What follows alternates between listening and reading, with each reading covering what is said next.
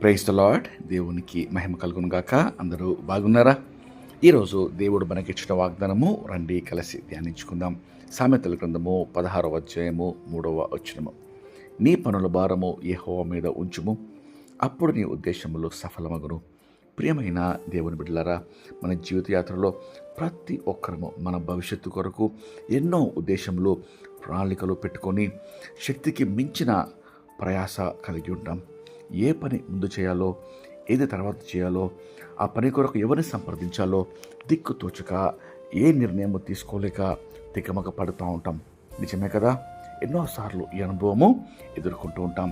కానీ ప్రియ దేవుని బిడ్డలారా, ఈ రోజు నుండి ఆ ఆరాటము, పోరాటము అవసరము లేకుండా నీ ప్రియ పరలోకపు తండ్రి నీకు ఇచ్చే శ్రేష్టమైన వాగ్దానము గమనించండి. నా ప్రియ బిడ్డ, ప్రతిరోజు ఎల్లవేళలా నీ పనుల భారము, ఆ పని చిన్నదైనా పెద్దదైనా, కఠినమైనదైనా సులువైనదైనా, నిన్ను కలవరపరిచే ఏదైనా కూడా భయపడక ఆ భారము నాపై ఉంచుము.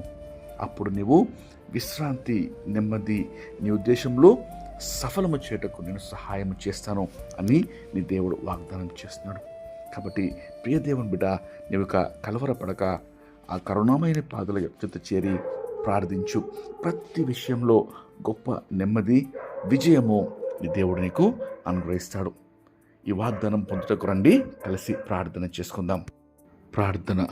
మహాపరిశుద్ధమైన మా ప్రియమైన పరలోకపు తండ్రి, మీరు ఇచ్చిన శ్రేష్టమైన వాగ్దానంకై మీకు ఎంతో స్తోత్రం చెల్లిస్తున్నామయ్యా.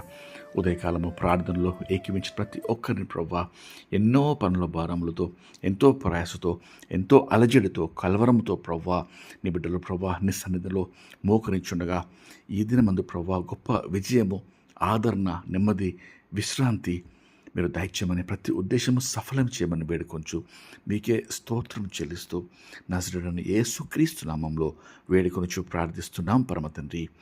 ఆమేన్. దేవుడు మిమ్మల్ని దీవించును గాక.